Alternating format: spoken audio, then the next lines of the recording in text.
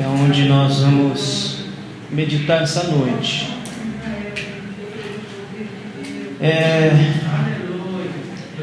Irmãos, quanto mais nós estudamos, quanto mais nós mergulhamos no texto sagrado para buscar nele respostas para muitas coisas e até para avaliar que tipo de evangelho nós estamos vivendo, mais eu,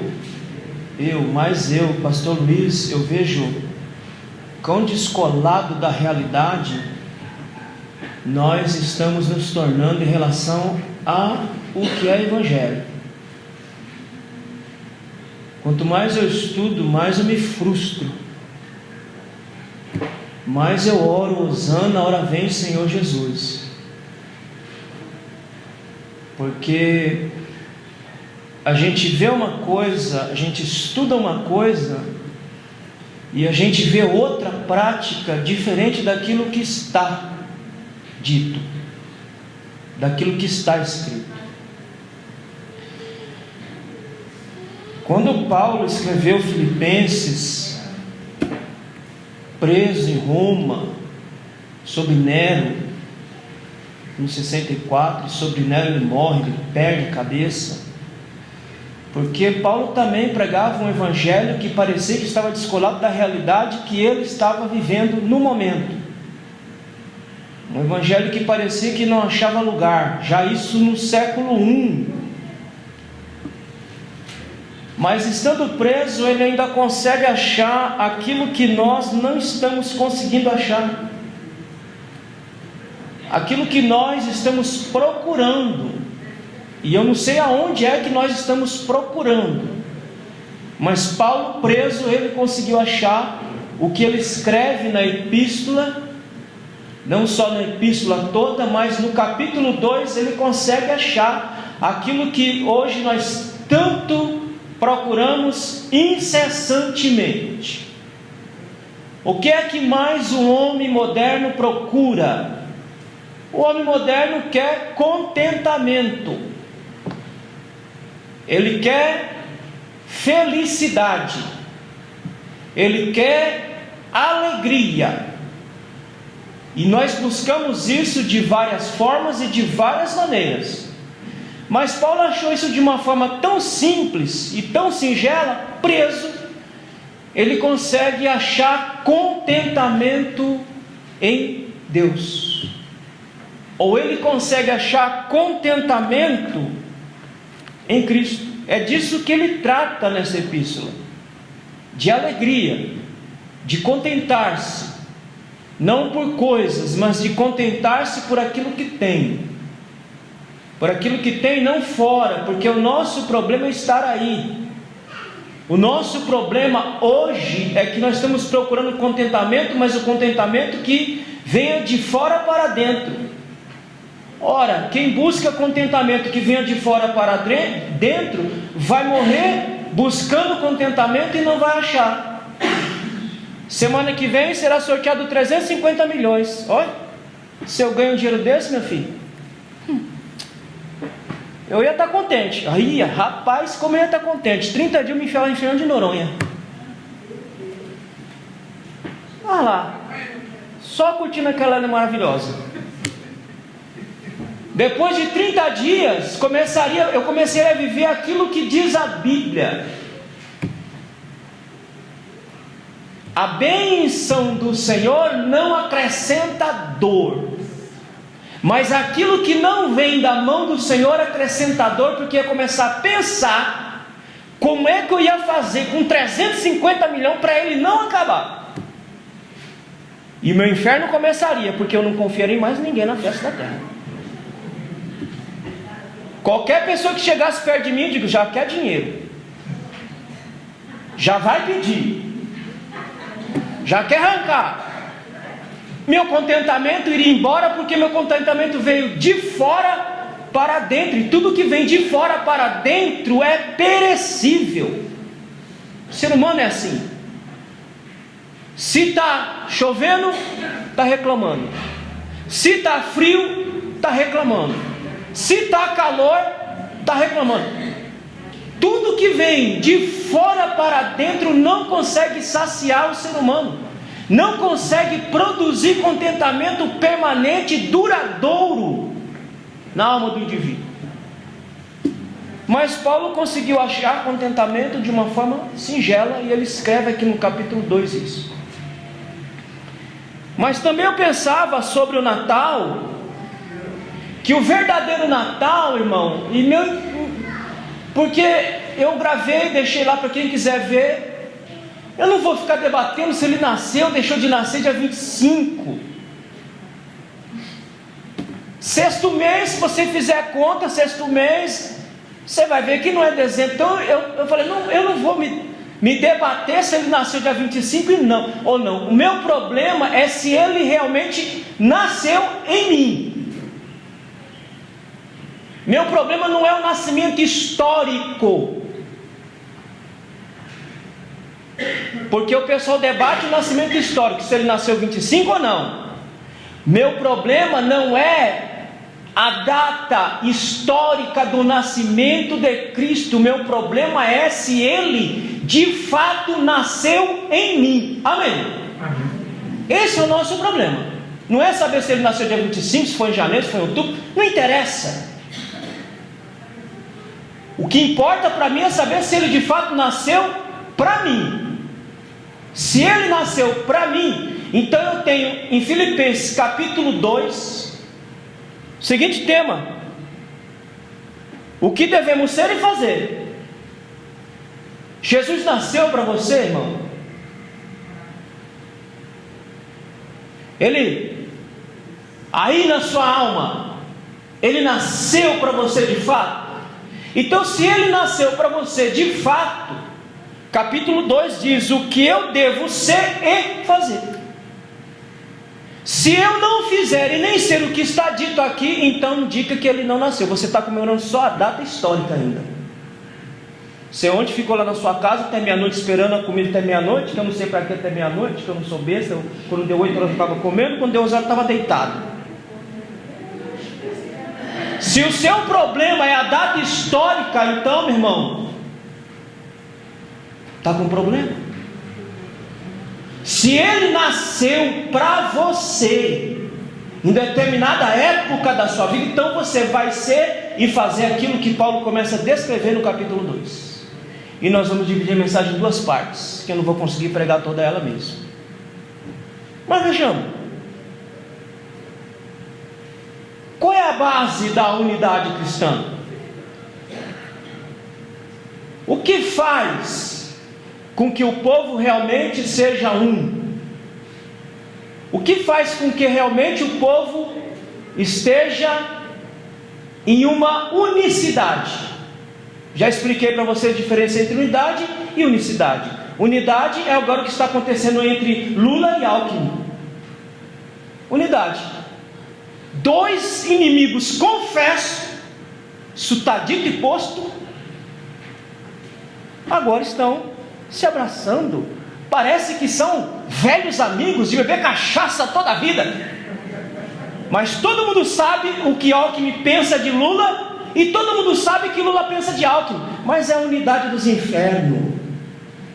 Vamos nos unir porque nós temos um propósito único. Qual é? Derrubar Bolsonaro. E depois cada um segue seu caminho, segue sua ideologia, mas vamos nos unir. Não é este tipo de unidade que a Bíblia ensina. A Bíblia fala de unicidade. Unicidade, para você entender, é que não tem entre Lula e Alckmin. É quando você pega duas folhas e cola, deixa ela quietinha lá e depois você fala: agora eu quero as duas folhas de volta. Dá para tirar, João?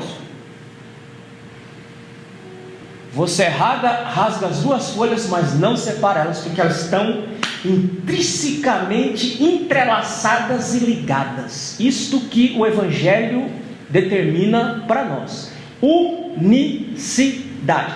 Nada que aconteça, nada que venha sobre nós pode causar qualquer fissura, qualquer rachadura, qualquer trinca que desfaça essa unicidade.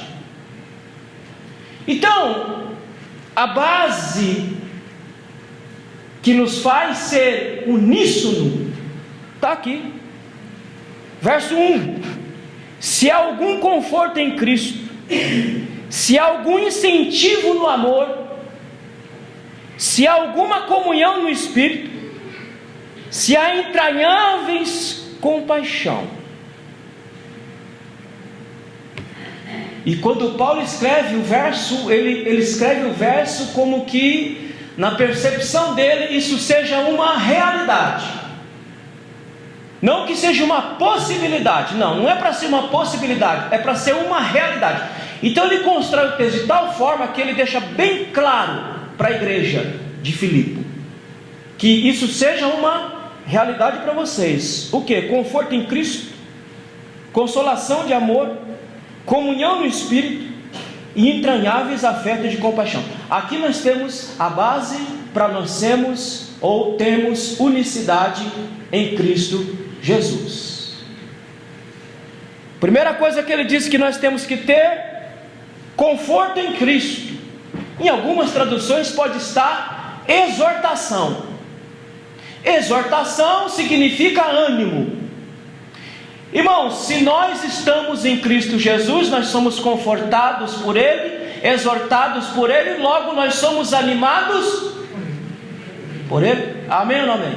Amém. Se estamos em Cristo, Cristo está em nós, logo nós somos confortados, ou exortados, ou animados por Ele. Então, logo entenda-se que, da mesma forma que Cristo faz comigo, Paulo está deixando bem claro que nós temos que fazer um com o outro. É por isso que eu fico cada dia mais frustrado. Nós estamos em Cristo. Se estamos em Cristo, devemos ser e fazer o que Ele está pedindo: que haja entre nós conforto, exortação, ânimo, para que continuemos a nossa caminhada em Cristo. Segundo, consolação de amor. Eu estou no versículo 1. Consolação de amor. Ou também, em algumas traduções, pode aparecer encorajamento. Deixe-me explicar a você essa palavra consolação ou encorajamento. Essa palavra consolação ou encorajamento, ela é construída com uma preposição. Ô pastor, você está querendo complicar minha mente? Não, estou querendo esclarecer a sua mente. Então, quando eu falo consolação ou encorajamento, tem uma preposiçãozinha aí, que ela me leva para um outro entendimento do texto. Qual é essa preposição? E o que ela traz para mim? Encorajamento, a preposição que nela está atrelada, isso não está para vocês verem aqui, porque a tradução não tem como vocês verem isso aqui, mas no original a gente consegue ver. Há uma preposição atrelada ao substantivo, e essa preposição, ela traz a ideia de desviar a mente da preocupação. Olha, irmão, entenda bem, nós estamos em Cristo, amém? Há de Cristo para nós conforto, há de Cristo para nós exortação, há de Cristo para nós ânimo, há de Cristo para nós, o segundo ponto que ele coloca no texto, há de Cristo para nós consolação ou encorajamento. Ou seja, em Cristo Ele desvia a minha mente das minhas preocupações. Amém? Amém. Se eu estou em Cristo, se Cristo está em mim, e Paulo está dizendo, nele há consolação de amor, nele há encorajamento. Ele está dizendo, nele há o desviar da preocupação. Porque uma mente preocupada, uma mente perturbada, não produz nada que presta. Amém? Uma mente preocupada, uma mente turbada, só produz o que não presta para si mesmo, não é nem para o outro. Ele só produz o que não presta para si mesmo. Por quê? Porque uma mente que não desvia-se das preocupações corriqueiras da vida, vai gastar toda a sua energia emocional e toda a sua energia espiritual em tentar desviar ou em tentar resolver o problema, mas não consegue, e aí ele chega ao ponto de desanimar. Aí ele chega ao ponto de: será mesmo que Deus é tudo isso que Ele diz que Ele é? Porque minha situação continua aqui. Mas irmão, presta atenção. Se eu estou em Cristo, Ele está em mim, nele há consolação de amor, nele há encorajamento, logo Ele vai desviar minha mente das minhas preocupações, para que eu foque naquele que pode dar a solução para os meus problemas. Amém? Se Cristo faz isso conosco, logo nós temos que fazer isso uns com os outros. Há entre nós consolação entre nós. Há entre nós encorajamento, ao ponto que a pessoa chega a você para conversar com você, para dialogar com você, e naquele diálogo, naquela conversa, a mente dela é desviada dos problemas e das preocupações pelo fato de estar junto com você. É isso que Paulo diz, isso é a base da unidade. Ao conforto, à consolação, então nós estamos estabelecendo as bases para que sejamos um só em Cristo Jesus. Terceiro, comunhão no Espírito, é o que ele coloca aí no versículo. Se há alguma comunhão no Espírito, irmãos, o ser, ele funciona quase como uma condicional, ele quase que pede uma condicional para que algo se cumpra. Se você for olhar a nossa gramática do português, ele vai colocar esse ser como uma condicional, ou seja, para que haja o que Paulo está dizendo aqui, se há alguma comunhão no Espírito, então ele está dizendo que tem que ter uma condição prévia para que haja essa comunhão. Só que quem estabelece a comunhão no Espírito é Deus, é uma certeza que isso será estabelecido. Amém? Amém. A comunhão no Espírito. Ora, se todos nós aqui participamos da comunhão no Espírito, logo haverá a morte de todo tipo de desavença.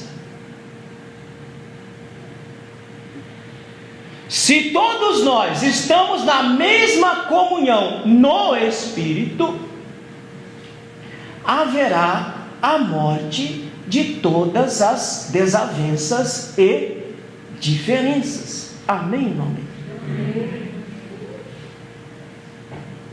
Por isso que Paulo diz, olha, se nós queremos que haja entre nós unicidade, então deve haver em nós essa comunhão no Espírito. A comunhão no Espírito traz a celebração.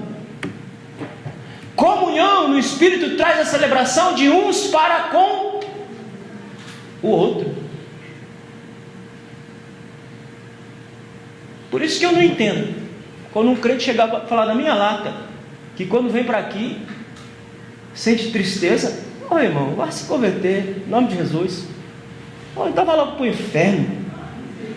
É misericórdia mesmo, é misericórdia. Porque não cabe na minha mente. Se eu estou em Cristo Jesus, se Cristo está em mim, se está fluindo o rio do Espírito em mim, como é que eu posso ter tristeza ao adentrar neste recinto sagrado? Amém? Amém. Se Ele está em mim, não importa o que te falaram, não importa o que te fizeram, não importa como te olharam, você vem para adorar o seu Criador, porque há uma comunhão no Espírito entre você e o seu Criador. Se há uma comunhão no Espírito entre você e o seu Criador, logo você vem para cá com toda a alegria do mundo. Se há uma comunhão com você, entre você e seu Criador, haverá uma comunhão com os pares. Amém. Amém. Amém. Se há comunhão no Espírito, há morte. Há morte de todo tipo. Paulo diz em Efésios capítulo 2 que o Cristo morreu para desfazer o muro de inimizades, para derribar os muros de separação, para colocar por terra todo e qualquer tipo de desavença que possa haver entre nós. Entende agora, irmão? Quando uma igreja está dividida, por que a igreja se divide? É porque não tem o Espírito de Deus, ué. Muito simples. Quando uma igreja se divide, quando um crente se divide, é porque simplesmente não tem o Espírito de Deus. Aí quando eu falo, os irmãos acham ruim. Eu só posso falar aquilo que me reflete a realidade da palavra de Deus. Se eu estou em Cristo, se Cristo está em mim, se há uma comunhão comigo, uma comunhão com Cristo, o Espírito está em mim, logo haverá comunhão entre mim e os pares, porque o Espírito me empurra para a comunhão. Eu nunca vi o Espírito empurrar ninguém para isolamento. Não sei que diabo de Espírito é esse, não. Eu preciso aprender. O crente, eu estou cheio de Espírito, mas não gosto de corpo. Que diabo é esse aí?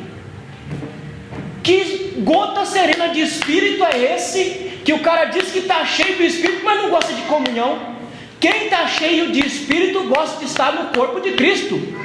Quem está sem o Espírito de Deus tem ojeriza, horror a corpo de Cristo. Amém? Amém.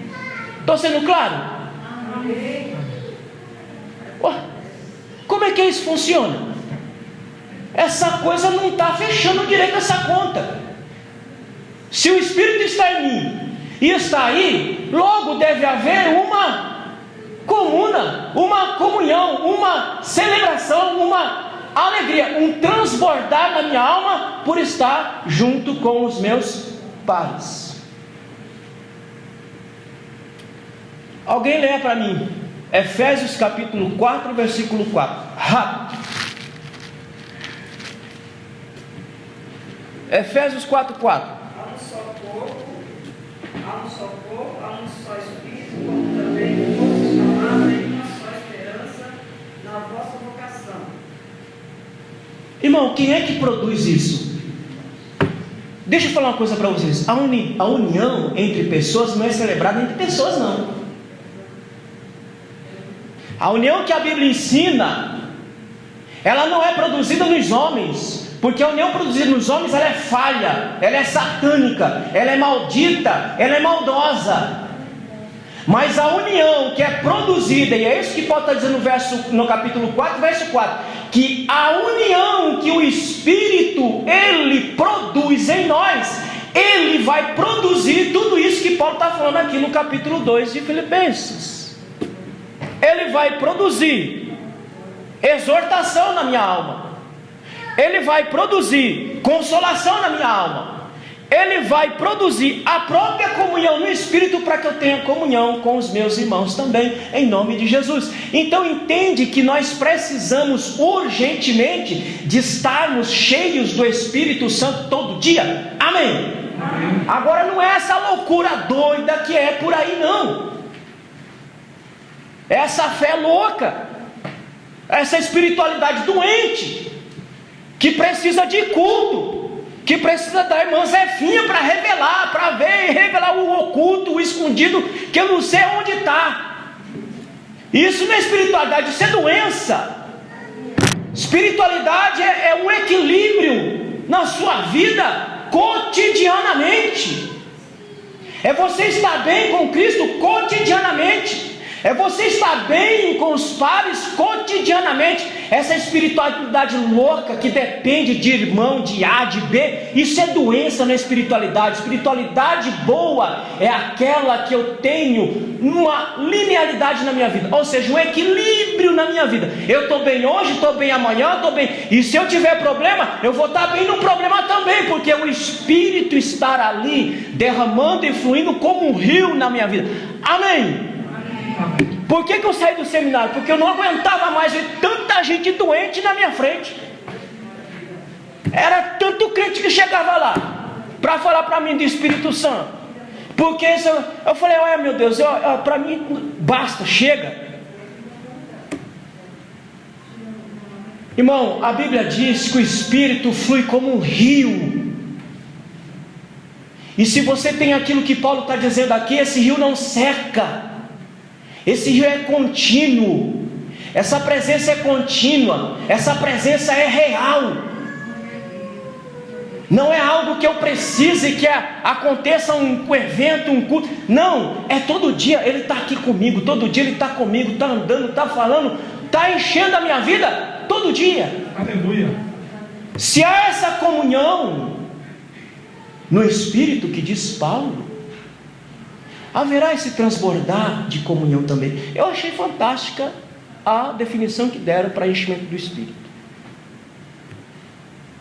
A irmã diz, é como um copo. Como um copo de água.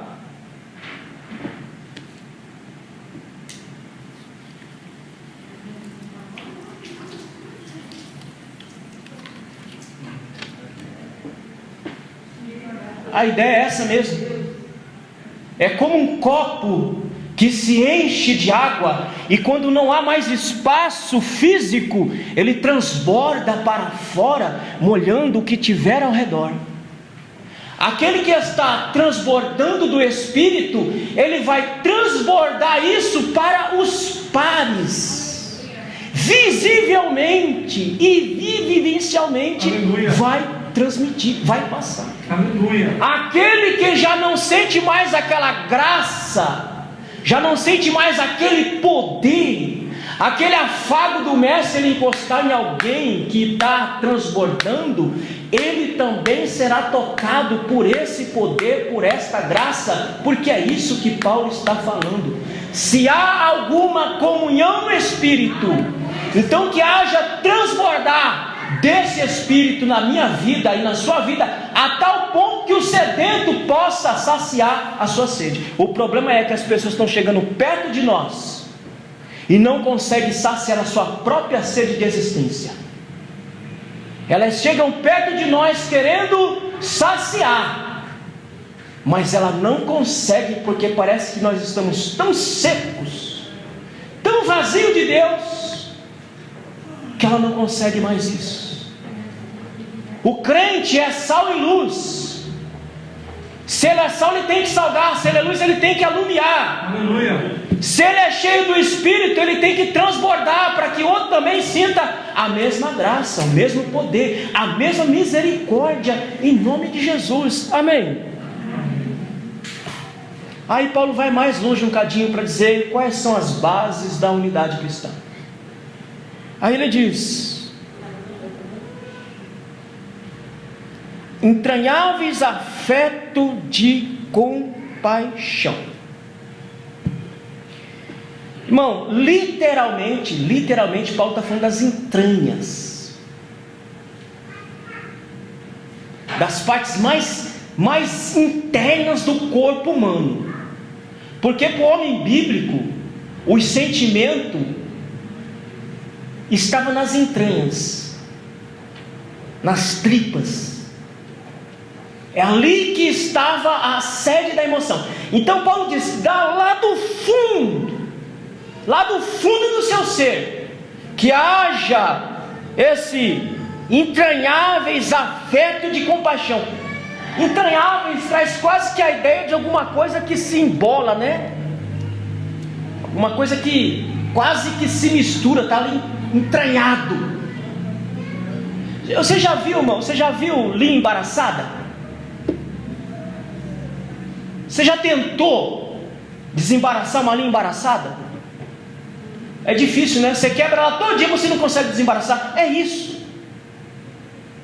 Que esse sentimento profundo, que está lá nas minhas entranhas, lá nas partes mais intestinas, que esse sentimento brote, de maneira que eu possa transmiti-lo também, assim como Cristo transmitiu para mim. E aí você tem que ter na sua mente Isaías capítulo 6, em que Deus está no céu, Isaías no templo, e ele pergunta, Deus pergunta: quem há de ir por nós? E o Cristo responde por meio de Isaías: eis-me aqui, me envia a vós. Ou seja, quando o Cristo deu a resposta para que se enviasse ele se comoveu, ou se moveu de entranháveis misericórdia por cada um de nós, e decidiu vir por cada um de nós. Há entranháveis afeto de compaixão, de misericórdia entre nós, ao ponto de a dor do outro ser a minha dor. Irmão, nós estamos ficando tão descolados da realidade que a dor do outro não é a minha.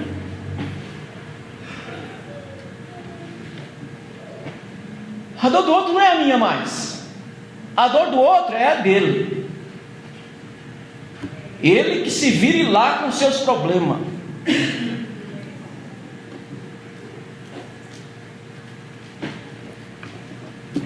Não é assim que falamos?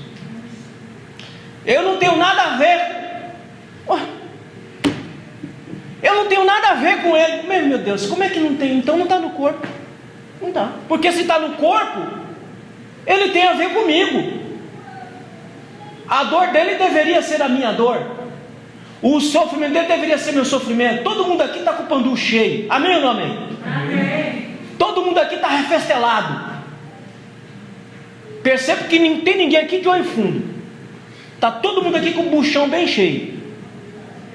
Mas na hora que você estava comendo lá o peru, o frango, sei lá o que, você parou para pensar em alguém que não estava comendo aquilo mesmo que você estava comendo? E em pensar, aquilo te movimentou, porque, irmão, não adianta só pensar. Vamos chegar numa parte aqui que ele fala de pensamento, de pensar. Não é pensar teórico, é pensar prático. Porque o Cristo, quando pensou em nós, não foi um pensar teórico, foi um pensar prático. Quando ele pensou em mim, pensou em você, ele veio e morreu por mim e por você uma morte horrenda. Porque o pensar dele foi um pensar prático, um pensar que ele empurrou para ação, um pensar que ele empurrou a movimentação, não um pensar teórico. Ah, meu Deus, o irmãozinho não tem uma... Aí não tem não, mas não tem. Não é esse pensar. É o pensar que me põe na prática, de saber se de fato ele tem ou não tem o que comer, se ele tem ou não tem como se virar, se ele pode ou não pode. Então, irmão, percebe que parece que nós estamos descolados da realidade. Pelo menos a percepção que eu tenho a cada dia que passa é que o evangelho que nós temos na Bíblia é um evangelho diferente do que nós estamos vivendo. O evangelho que nós estamos vivendo não me parece o evangelho que está descrito na Bíblia. Portanto, que eu sempre digo, alguns irmãos ficam até escandalizados, horrorizados quando eu falo, mas eu digo que se Jesus viesse hoje, quem mataria ele seria os crentes, não seria outro não. Porque, querido, às vezes nós já queremos nos comer, entre nós aqui nós já queremos nos comer. Agora você imagina o Cristo. Aí tem irmão que fala assim: não, você é muito duro. Eu não sou duro, eu sou real. A Bíblia me dá essa condição para dizer o que eu estou dizendo.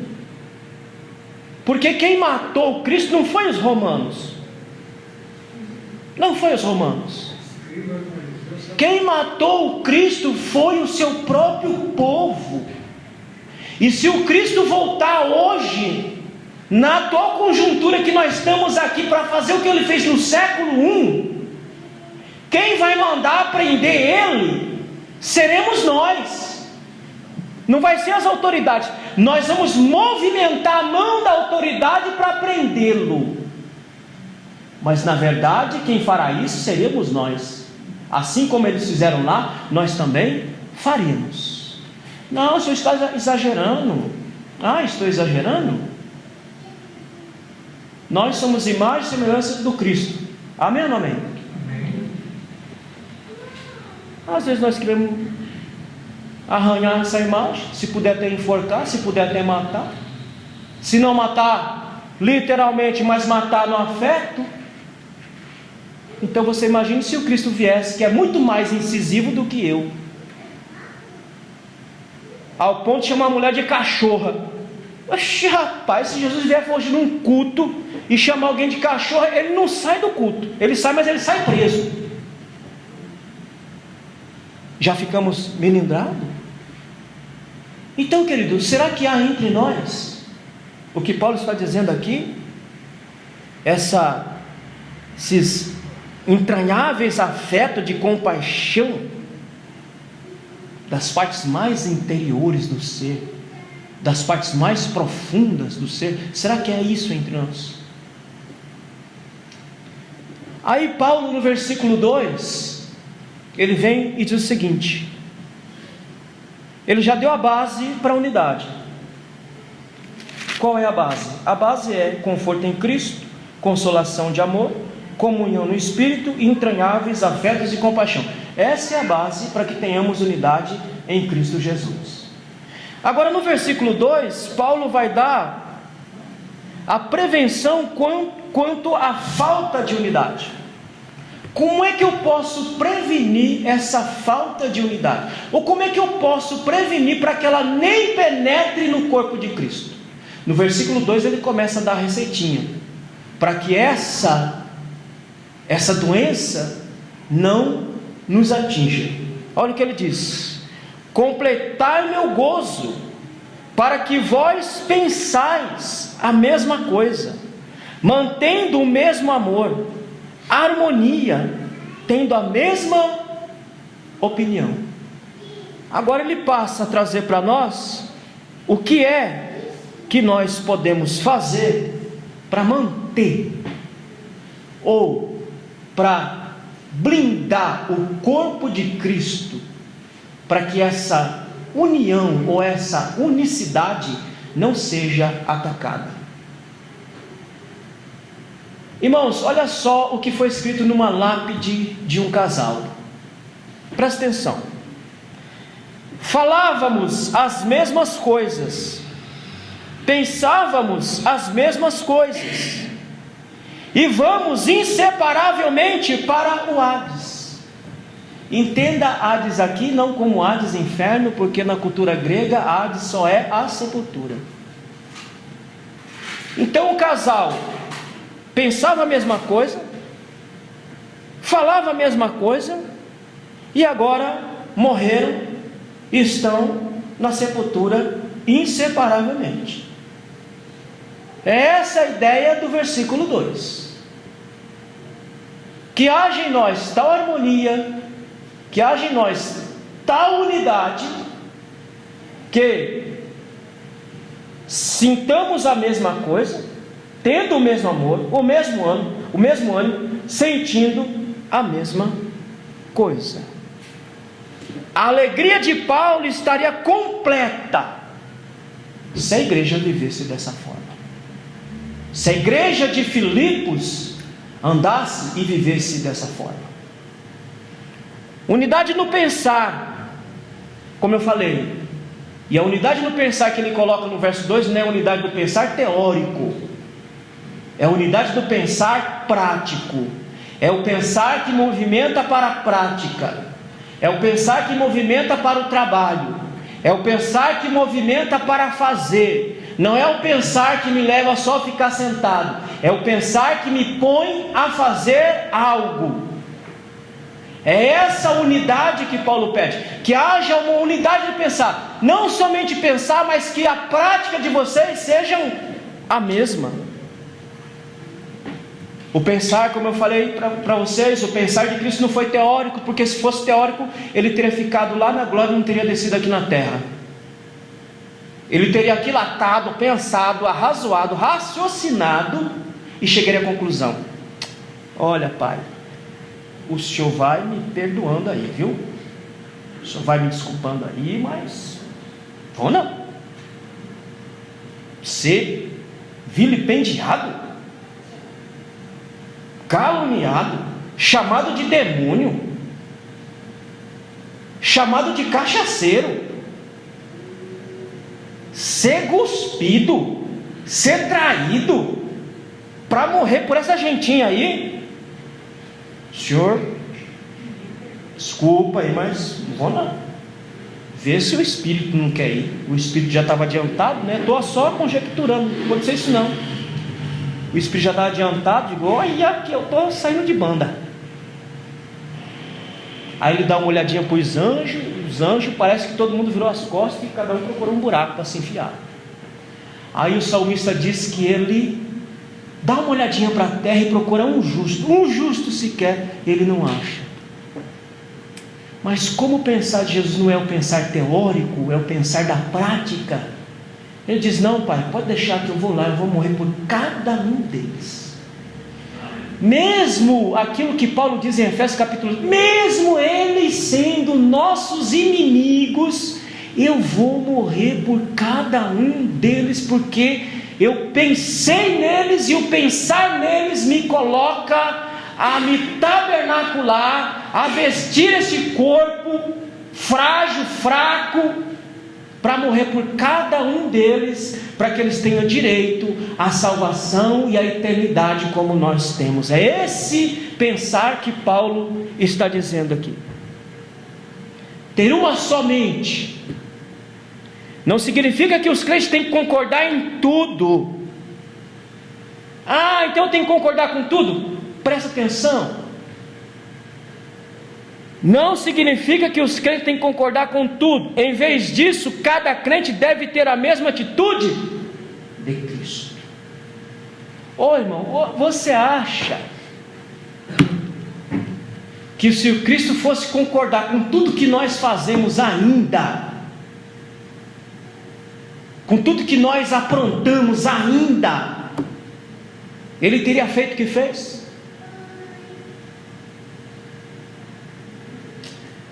Não é concordar com tudo, é só fazer o que Cristo fez.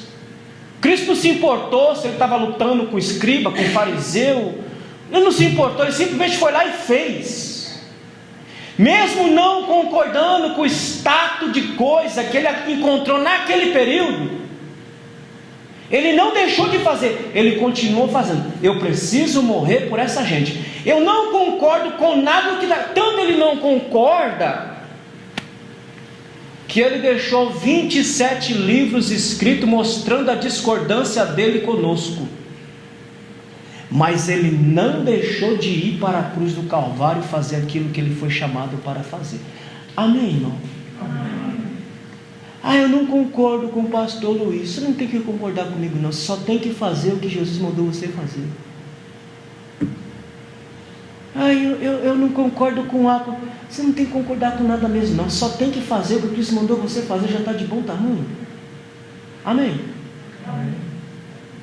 Que haja em nós o mesmo pensar que houve em Cristo Jesus, que veio, desceu da sua glória celeste e morreu por cada um de nós que estamos aqui essa noite, gozando de saúde, de alegria, de poder de Deus, para poder glorificar o nome do Senhor. É só isso.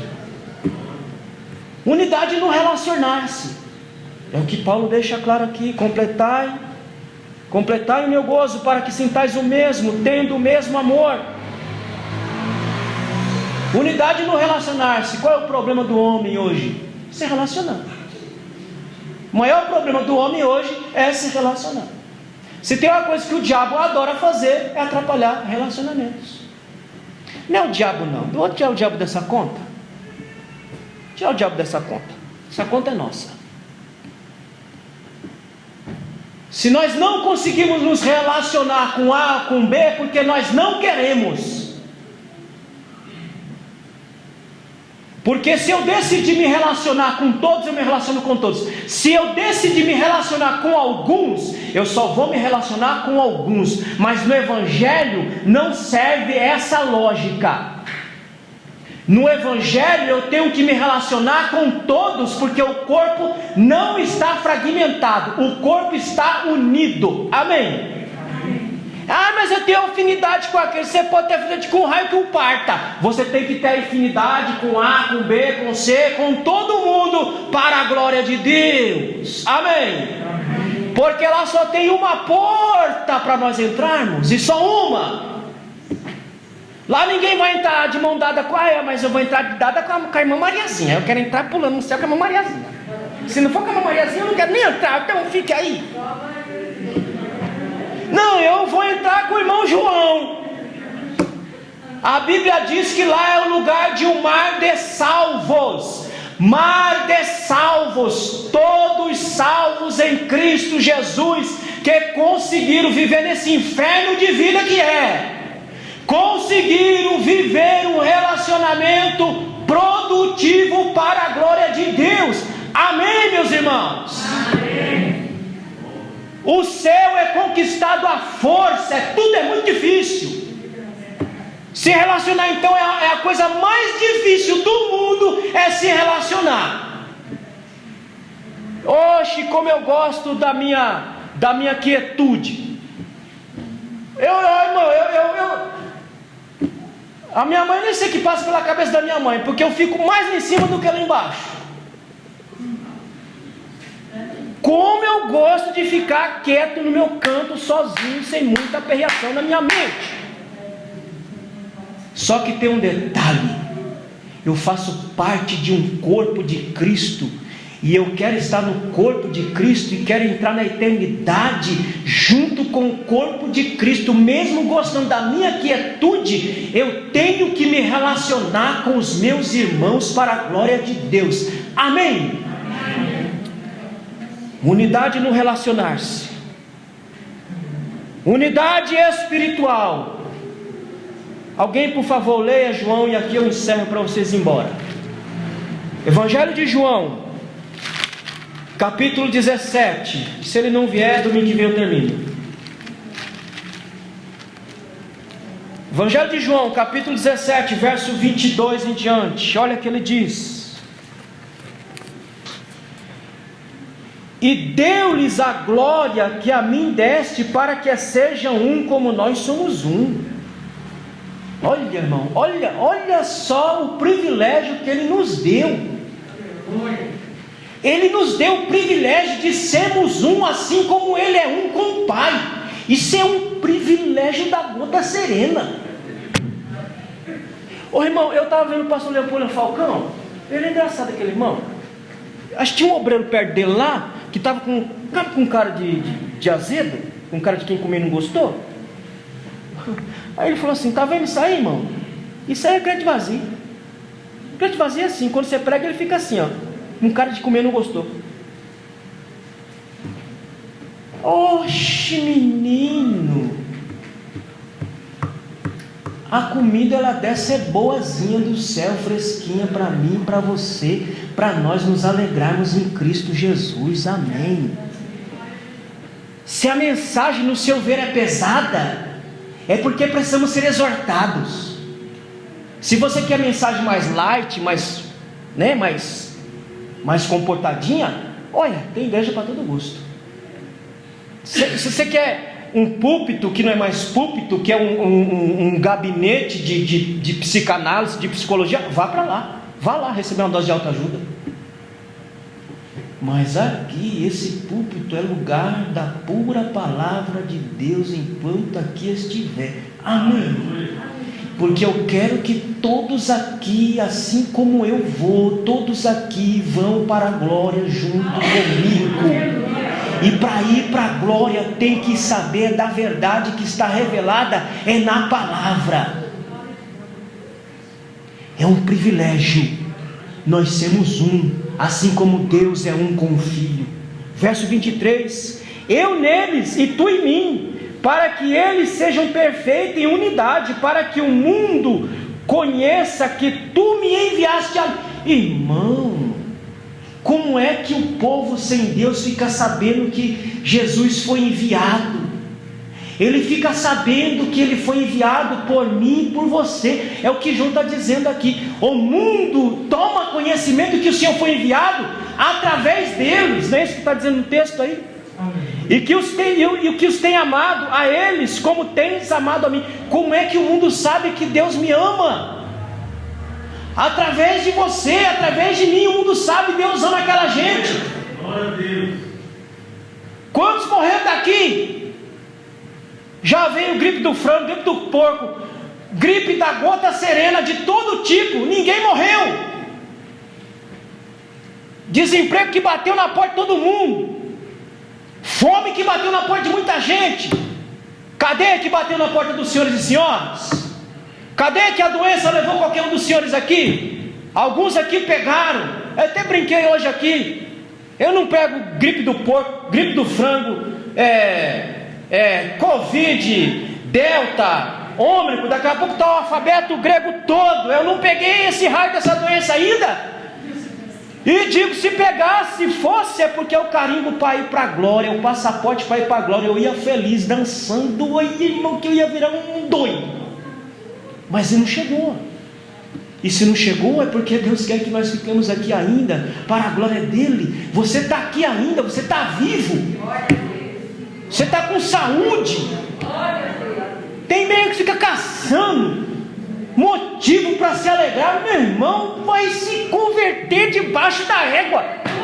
Pelo amor de Deus. Você está aí, criatura. Você está vivo. Está com saúde. Meu Deus do céu. O que você quer para se alegrar em Deus? Para dizer que Ele é bom, para olhar para um dia como esse, ensolarado, e dizer como Deus é bom. Tem gente que nem para o sol olhou e nem por Ele agradeceu. Meu Deus do céu, onde é que nós estamos?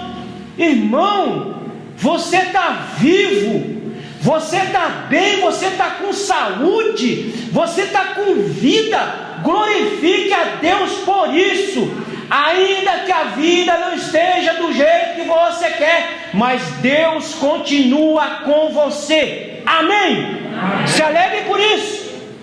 A minha vida não está do jeito que eu quero, mas eu me alegro em Deus, porque eu estou vivo, com saúde, andando, podendo falar, podendo glorificar, em um país que me dá essa liberdade, esse solo abençoado, que eu posso falar de Jesus a hora que eu quiser. Em qualquer lugar eu posso abrir minha boca e falar. Eu posso andar com uma Bíblia na mão e ninguém vai me impedir de andar com essa palavra, porque você está num país livre.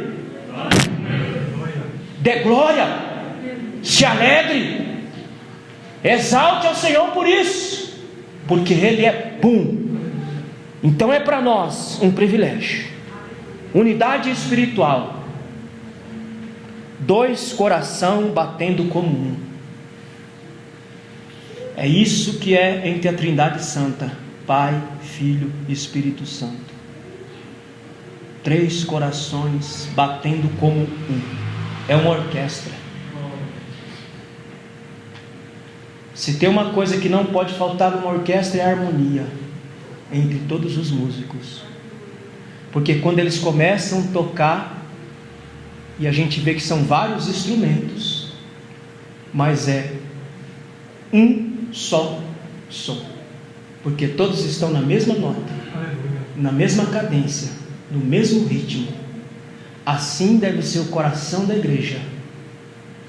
Vários corações batendo, mas batendo como se fosse um, para a glória de Deus.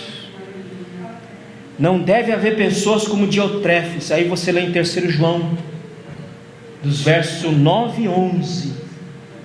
Um homem que viveu para si, um homem que viveu só para os seus deleites, não viveu para o corpo. Que não haja entre nós homens como Diotrefes. Eu quero ler e encerrar com vocês com essa leitura de 3 João. Abra comigo, irmãos. É um livrinho só, de um capítulo só. 3 João. versículo 9 a 11 diz assim: todo aquele que, tem descrito a igreja, mas Diotrefes, que procura ter entre eles o primado, não recebe. Diotrefes era aquele tipo de cara que queria ser a última Coca-Cola do deserto, a última bolacha do pacote. Que não haja entre nós gente assim. Por isso, se eu for, trarei à memória as obras que ele faz, proferindo contra nós palavras maliciosas. Que não haja entre nós pessoas que maldigam este lugar. Que não haja entre nós pessoas que falam mal. E há pessoas que se comportam como um cachorro, que vomita e volta para comer o seu próprio vômito. É muito forte o que eu falo? É. Mas que não haja entre nós pessoas dessa natureza. Que guspa no prato que come. Que fale do lugar onde Deus abençoe sua vida. Que fale desta casa com desdém, com injúria. Que não haja entre nós tais pessoas. E não contente com isto, não recebe os irmãos, e impede os que querem recebê-lo, e os lança fora da igreja. Que não haja entre nós pessoas assim, que impeçam as pessoas de entrar nesse lugar. E às vezes nós impedimos as pessoas de entrar nesse lugar, porque nós mesmos falamos mal do próprio lugar que nós estamos com uma pessoa que está chegando. Ora, quem está chegando, se quem está dentro está falando mal, quem vem não vai querer ficar. Que não haja entre nós esse tipo de gente. Amado, não sigas o mal, mas o bem. Quem faz o bem é de Deus, mas quem faz o mal não tem visto a Deus. Que não haja entre nós pessoas como Diotrefes, mas pessoas que bendigam e louvem ao Senhor em todo o tempo, porque é isso que Deus procura: homens e mulheres que bendigam ao Senhor, que de sua boca saia louvor para Deus, para glorificar ao Senhor e para bendizer a sua obra em nome de Jesus. Amém.